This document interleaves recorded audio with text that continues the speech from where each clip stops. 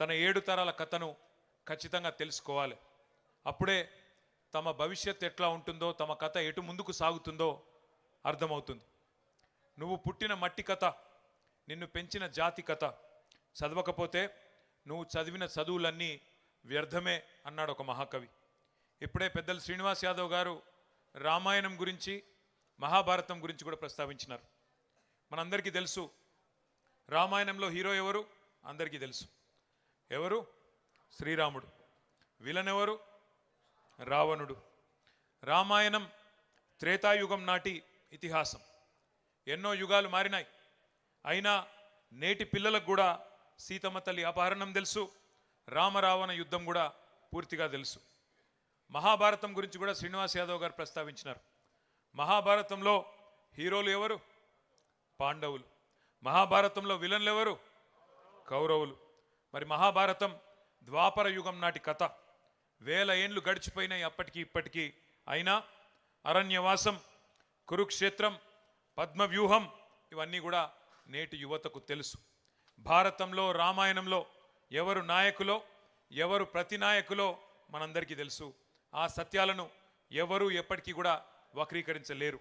ఎందుకంటే తాళపత్ర గ్రంథాల కాలం నుంచి గ్రాఫిక్ సినిమాల వరకు, డిజిటల్ కాలం దాకా రామాయణం గురించి, మహాభారతం గురించి ఎప్పటికప్పుడు చెప్పుకుంటూనే ఉన్నాం. అట్లాగే ముందుకు తీసుకొని పోతున్నాం. చరిత్రను, ఇతిహాసాలను, పురాణాలను ఒక తరం నుంచి ఇంకొక తరానికి నిరంతరం అందిస్తూనే ఉన్నది మన భారతదేశం. అట్లాగే ప్రతి ప్రాంతానికి, ప్రతి రాష్ట్రానికి, ప్రతి దేశానికి చరిత్రలు, గాథలు కూడా ఉంటాయి. ఆ కథలో హీరోలు ఉంటారు, విలన్లు కూడా ఉంటారు. అవి మర్చిపోయిన రోజు ఆ ప్రాంతం, ఆ దేశం అంతమైపోతుంది. మన తెలంగాణకు కూడా మహోన్నతమైన కథ ఉన్నది, మహోన్నతమైన గతం ఉన్నది, మహోజ్వలమైన చరిత్ర ఉన్నది, ఉజ్వలమైన భవిష్యత్తు కూడా మన కళ్ళ ముందే కనబడతా ఉన్నది. పెద్దలు చాలా విషయాలు చెప్పారు. దోపిడీ, వివక్ష, కన్నీళ్లలో మగ్గిపోయిన వ్యధ గురించి కూడా చాలా వివరంగా చెప్పారు. ఆ బానిస సంఖ్యలను తెంచిన పోరాట గాథను కూడా గుర్తు చేసుకోవాల్సిన అవసరం ఉంది. మన కథలో కూడా కథానాయకుడు ఉన్నారు. ఎవరు కథానాయకుడు? ప్రపంచానికే పాఠం నేర్పిన యుద్ధం కూడా ఈ కథలోనే ఉన్నది. వీరుడున్నాడు, వీరోచిత గాథలున్నాయి, అమరులున్నారు, త్యాగాలు కూడా ఉన్నాయి. మన కథలో కూడా కౌరవులు ఉన్నారు, సైంధవులు ఉన్నారు, శకుని మామలు కూడా ఉన్నారు, రావణాసురులు ఉన్నారు, మారీచులు ఉన్నారు, రకరకాల దుర్మార్గులు ఈ కథలో కూడా ఉన్నారు. భారతదేశ స్వాతంత్రాన్ని మనం చూడలేదు, స్వాతంత్ర పోరాటం గురించి వినడమే తప్ప చూడలేదు. కానీ స్వరాజ్య సమరాన్ని తలపించిన మన రాష్ట్ర పోరాటాన్ని మన కళ్ళతో చూసే అదృష్టం మనకు దక్కింది. స్వాతంత్ర పోరాటంలో సిపాయిల తిరుగుబాటు, జలియన్ వాలా బాగ్, ఉప్పు సత్యాగ్రహం, సహాయ నిరాకరణ, క్విట్ ఇండియా లాంటి ఎన్నో ముఖ్యమైన ఘట్టాలు ఉన్నాయి. అట్లాగే 14 ఏళ్ల ఈ ఆత్మగౌరవ పోరాటంలో కూడా అపూర్వమైన అద్భుతమైన ఘట్టాలు ఎన్నో ఉన్నాయి. కానీ వాటన్నింటిని మించిన సముజ్వల సన్నివేశం ఒకటి ఉన్నది, చరిత్రను మలుపు తిప్పిన సందర్భం ఒకటి ఉన్నది. అదే కేసీఆర్ ఆమరణ దీక్ష. దానికే ఈరోజు మనం దీక్షా దివస్గా జరుపుకుంటున్నామనే మాట నేను మీకు గుర్తు చేస్తా ఉన్నా. నవంబర్ 29, 2009 ఉద్యమ ప్రస్థానంలో ఒక ఉజ్వల దృశ్యం. చావు నోట్లో తలబెట్టిన ఒక సాహసం.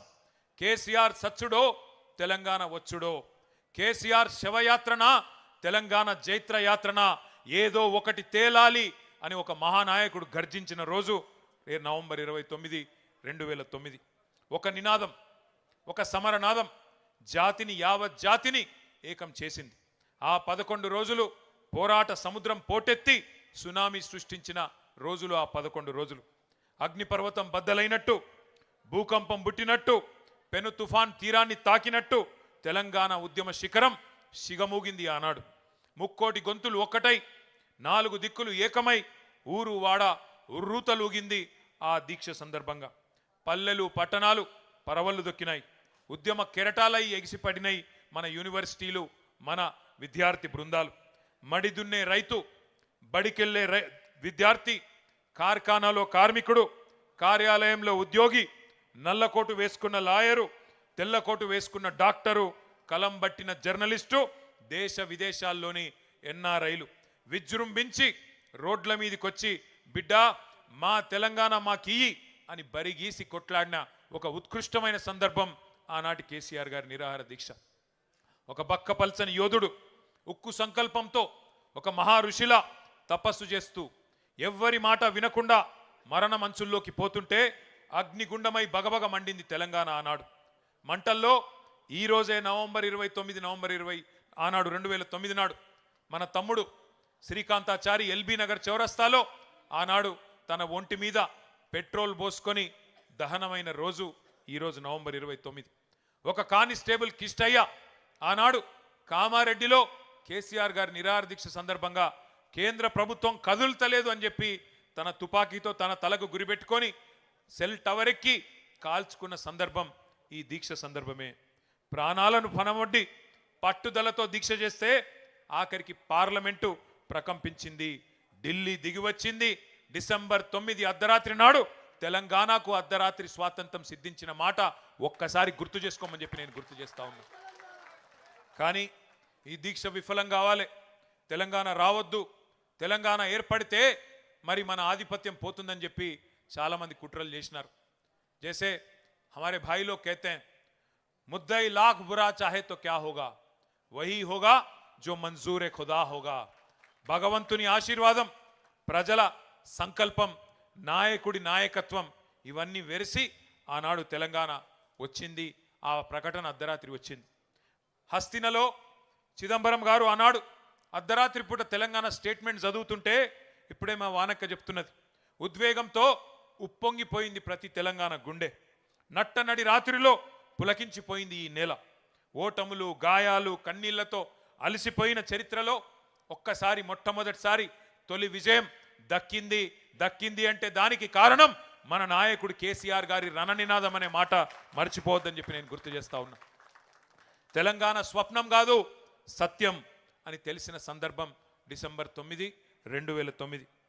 జాతిపిత మహాత్మా గాంధీ గారి సత్యాగ్రహాన్ని మనం చూడలేదు, కానీ మహాత్ముని బాటలో ఆమరణ దీక్షనే ఆయుధంగా వాడి స్వతంత్ర భారతంలో సంచలన విజయాన్ని సాధించిన సత్యాగ్రహి మన నాయకుడు కేసీఆర్ గారి నాయకత్వాన్ని కల్లారా చూసే అదృష్టం మనకు దక్కింది. కానీ ఒక్క రోజులో రాలేదు ఈ సునామీ, అకస్మాత్తుగా బద్దలు కాలేదు అగ్నిపర్వతం. కేసీఆర్ గారు ఎప్పుడెత్తుకున్నారు తెలంగాణ జెండా, ఏ సందర్భంలో బిగించినారు పిడికిలి గుర్తు తెచ్చుకోండి. చుట్టూ చిమ్మ చీకట్లు, ఆవిరైపోయిన ఆశలు, ఎటు చూసినా నిరాశ నిస్పృహలు. అట్లాంటి పరిస్థితుల్లో ఒక భయం, ఒక అపనమ్మకం, ఒక అవిశ్వాసం, తెలంగాణ అన్న పదాన్నే నిషేధించిన క్రూర నిర్బంధ కాలం. నమ్మేవాళ్ళు లేరు, వెంట నడిచి వచ్చేవాళ్ళు లేరు. కానీ అయినా మొక్కవోని ధైర్యంతో 2001 27 ఏప్రిల్ నాడు జలదృశ్యం పెద్దలు కొండా లక్ష్మణ్ బాపూజీ గారు ఆశ్రయం ఇస్తే దండి గుండెతో మొండి ధైర్యంతో జెండా ఎగిరేసి ఆ రోజు గులాబీ జెండాను తెలంగాణకు పరిచయం చేసిన మొండి నాయకుడు, జగమొండి నాయకుడు కేసీఆర్ గారు. అప్పుడెప్పుడో మహానుభావుడు మార్టిన్ లూథర్ కింగ్ గర్జించిండంట, ఐ హ్యావ్ ఎ డ్రీమ్ అని, నాకు ఒక స్వప్నం ఉన్నది అని చెప్పిండంట.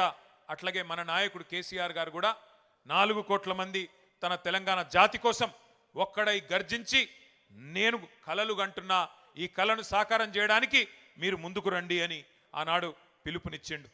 మన కోసం కలగని ఆ కలను, తన కోసం కలగని ఆ కలను నిజం చేసుకుంటే విజేత అంటారు. కానీ నీ మట్టి కోసం, నీ జాతి కోసం, నీ దేశం కోసం, కోట్లాది మంది ప్రజల కోసం కలగని ఆ కలను సాకారం చేస్తే ఏమంటారు? అట్లాంటి నాయకుడిని మహాత్ముడు అంటారు, ఒక మార్టిన్ లూథర్ కింగ్ అంటారు, ఒక నెల్సన్ మండేలా అంటారు.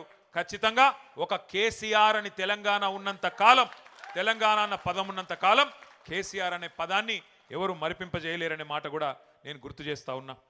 ఒక్కసారి గుర్తు చేసుకోండి, ఇవాళ శ్రీనివాస్ యాదవ్ గారు ఇప్పుడే అన్నారు, అప్పుడప్పుడు సందర్భాలు వస్తాయి, కాలం మారినప్పుడు, మోసం జయించినప్పుడు తాత్కాలికంగా వానపాములు కూడా నాగుపాములు లెక్క బుసలు కొడతాయి, గ్రామ సింహాలు కూడా సింహాల్లాగా గర్జిస్తాయి టైం మానది కానప్పుడు. గ్రామసింహం అంటే ఎరికేనా?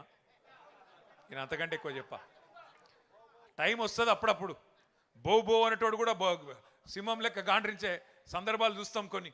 అప్పుడప్పుడు ఊర బంధువులు కూడా పెద్ద పెద్ద పులులెక్క గర్జించే సందర్భాలు కూడా చూస్తాం. ఇవాళ అట్లాంటి సందర్భాలు కొన్ని చూస్తున్నాం.